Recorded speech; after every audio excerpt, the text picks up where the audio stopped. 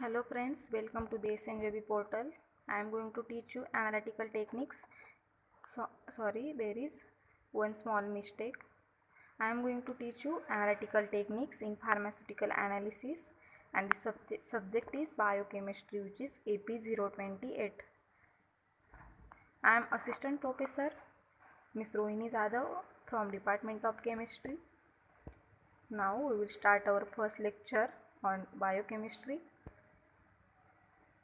In that, the first chapter is carbohydrates. In that, the topics are there, which is definition, classification, then reaction of monosaccharide, that is glucose, and polysaccharides.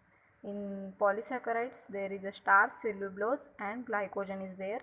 And in reaction of monosaccharide, there is oxidation, reduction, oxazone, and ester formation, then isomerization, then Killian-Fischer synthesis, rub degradation, then configuration of DL, configuration of glucose, then Fischer-Haworth and Chair formula, and brief account of disaccharide, that is sucrose, cellulose, maltose, and lactose is there.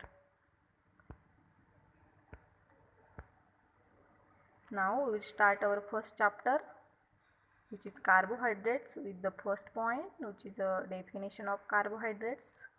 There is optically active polyhydroxyaldehydes or polyhydroxyketones or substances which give these on hydrolysis are termed as carbohydrates, or if any of a large group of organic compounds occurring in foods and living tissues and including sugars, starch and cellulose.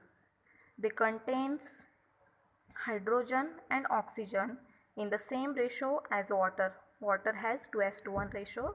Therefore, we give the example of water here. They contain hydrogen and oxygen in the same ratio as water, that is 2:1, and typically can be broken down to release energy in the animal body. Now next, the carbohydrates are probably the most abundant and widespread organic substances in nature, and they are essential constituents of all living things, and the carbohydrates are formed by green plants from carbon dioxide and water during the process of photosynthesis. You know it very well. There is a carbohydrates are formed by green plants from carbon dioxide and water during the process of photosynthesis. In next, the carbohydrate serves as energy source and as essential structural components in organism. In addition, the part of the structure of nucleic acid which contain genetic information consists of carbohydrates. In next point, there is a importance of carbohydrates. It's there. First of all, the carbohydrates are responsible for storing chemical energy in living organism. You must know this. The carbohydrates are responsible for storing chemical energy in living organism. Then you must hear all the time when athletes carbo load before a game, and this is so they can provide themselves with extra energy, and they are also an important constituent for supporting tissues in plants and even in some animals. As I am sure you are already aware of photosynthesis, therefore it is the process by which plants utilize solar energy to generate energy for themselves and food for us. Through this process, that is, a plant fix carbon dioxide and synthesize carbohydrate. Let us take a look at the chemical reaction occurring during photosynthesis.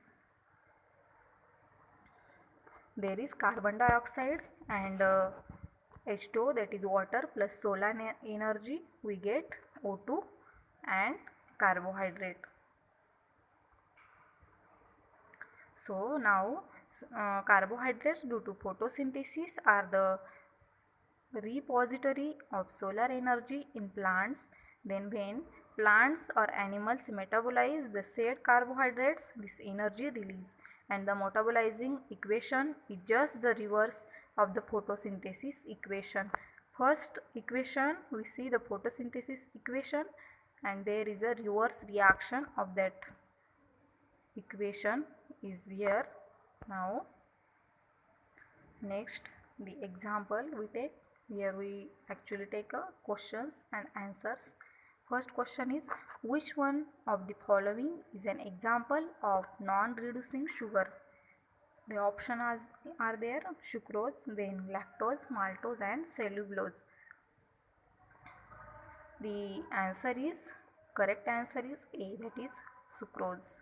Sucrose is not a reducing sugar because it lacks the ability to form either aldehyde or a ketone in a basic solution. Sucrose's anomeric carbon is not free since this carbon is used to link fructose and glucose together, and therefore it cannot open up the ring structure and react with the reagent. Next question is, what do carbohydrates do for your body? And the answer is, the carbohydrates also protect our muscles. When you need energy, your body looks for glucose from carbohydrates first. If no glucose is available because you are on a carbohydrate restricted diet or have a medical condition that prevents you from using the carbohydrate food you consume, your body begins to pull energy out of fatty tissue. Now next question is, what happens if you don't have enough carbohydrates? And the answer is, carbohydrates are degraded into such sugar which as a primary energy source is required for the brain, muscles and other parts of the human body to function normally. When you don't get enough carbohydrates, the level of sugar in your blood may drop to below the normal range, that is 70 to 99 milligram per dl, causing hypoglycemia. Now, the classification of carbohydrates. The main classification of carbohydrates is done on the basis of hydrolysis, and this classification is as below. There is monosaccharide, oligosaccharide, disaccharide we see. In monosaccharide, there is these are the simplest form of carbohydrate that cannot be hydrolyzed any further, and they have the general formula of CH2O, and some common example are glucose, ribose, etc. Monosaccharides has common example are glucose and ribose. Then oligosaccharides is there, in that the carbohydrates that on hydrolysis yield 2 to 10 smaller units of or monosaccharides or oligosaccharides. They are a category, they are a large category and further divided into various subcategories. And next, the disaccharides.